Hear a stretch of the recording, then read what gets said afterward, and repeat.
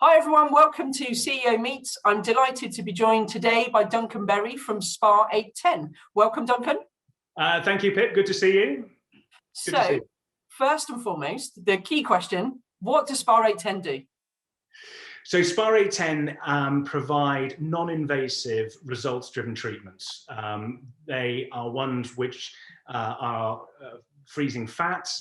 We do laser hair removal. We will do aesthetic injectables, massage, and other facials as well. And we're actually also looking to introduce skin tightening. So I rather thought that if I was going to look to invest in a master franchise to bring over to the UK, it would probably pay to get into one that I've got a vested interest in looking younger, or 10 years younger at least, by virtue of being around these treatments all the time, which I think franchisees would benefit from as well. You just stole my joke, I was going to say. So basically, you can make me look more beautiful than I already do.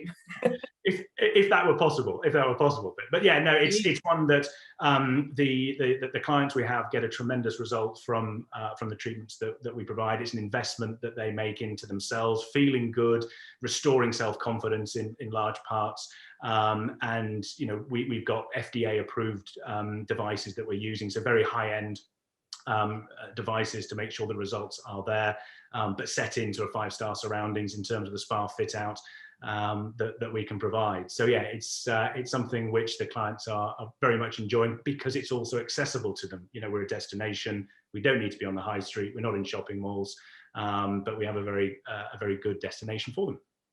Fab. So you touched on the fact it's a master franchise. Talk to us a bit about that journey for you. It's been a challenge, in all honesty.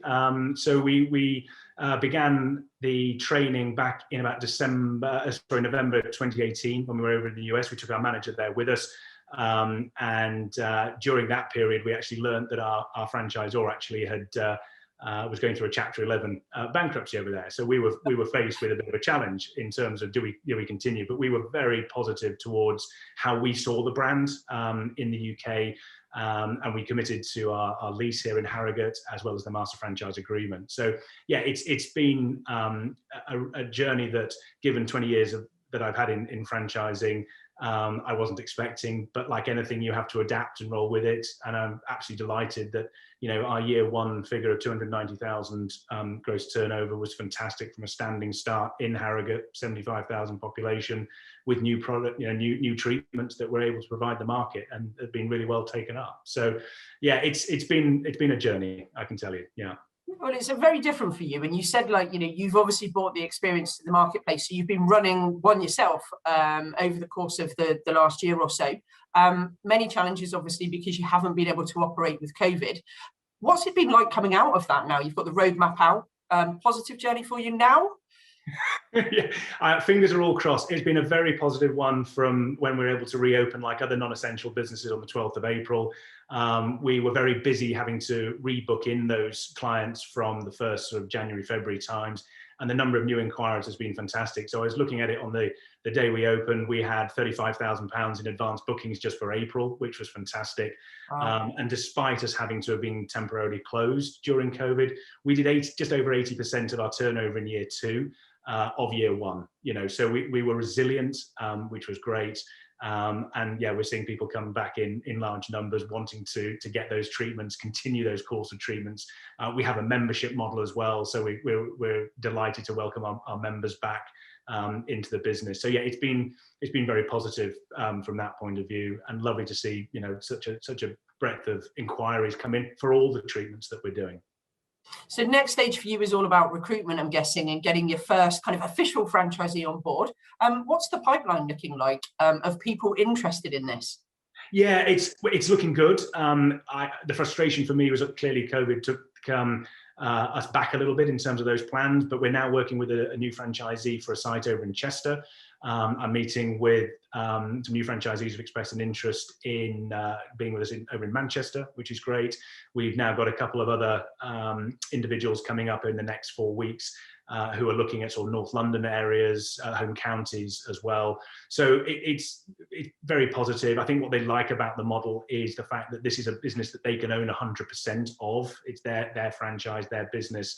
The relative setup costs are very competitive, but they also, I think, like the fact we can be cross-selling our treatments. You know, we're not a one-trick pony in terms of what we offer.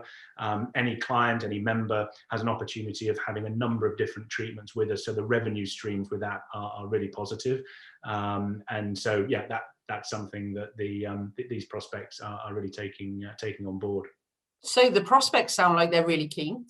You've been in franchising a long time. If you were to give some of these prospects top tips on key things that they should be asking, either yourself or any other franchisor, in case they don't fancy going into your sector, what would your tips be? I think they need to be asking for a lot of transparency in terms of the business model that they're going to be provided with, the support that they're going to be getting. You know, I want to make a point of making sure that from a financial perspective, they are given a very comprehensive sort of overview of what an illustration would look like for the business for the first couple of years. I think that's important for them to understand, you know, what the setup costs are going to be, what the trading performance typically would look like, and in between what costs there may be that happen between signing the franchise agreement and actually getting the doors open. So I think they need to be asking questions around that, which is absolutely fine. Getting comfortable with the business model and also feeling that this is a business they see themselves in as well, that they're comfortable about, you know, investing within this sector, any sector, to be fair, that they're looking to get involved in. Can they see themselves doing it? Are they motivated to get up and get in and motivate the team when things won't go as well as happens? You know, that's just the nature of it. Will they still be motivated and want to grow it? So I think, yeah, there's sort of plenty of questions, research they can do around, as I say, the finances, the model, what is it that we can do to support them. And we've learned, as you mentioned, in terms of the pilot that we've learned here in Harrogate, we made mistakes. You know, we've learned that, but that's the point of doing a pilot. And we are able then to be able to say, look, this is what we did wrong, but how we put it right, so that you don't then have to make the mistakes that we did. And I think there's an awful lot of credibility that comes with having that opportunity to say that to prospective franchisees, and as I say, really let them come in, let them experience a treatment firsthand, which, you know, tends to go down pretty well, as another good reason to come to Harrogate, and meet the team, and as I say, get a good feel for what they'd be getting involved in. Well, due diligence is absolutely key in whatever business someone's going into. What would you, if you had to pick one key attribute, well, one thing that is the golden bullet for you in what you're looking for in every potential franchisee, what is that attribute for spa810? I think that attribute is really looking at working well in partnership with with myself, with Tanya, with the team. And they have that they're buying into it, into the brand, into the model.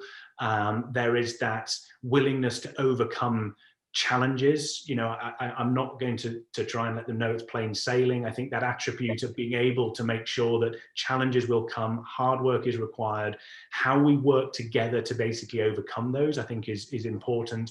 I think and so the attribute as well is taking a look at us and feeling, look, you know, you're in this for at least 5 years.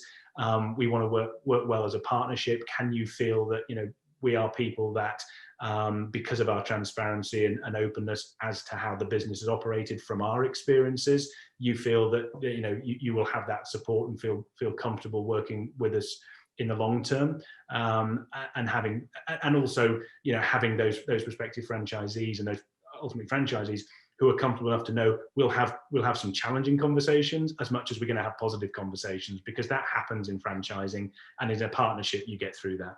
Bit like a marriage, isn't it? So you have your ups and downs, but ultimately it's a long-term thing that you hope doesn't end.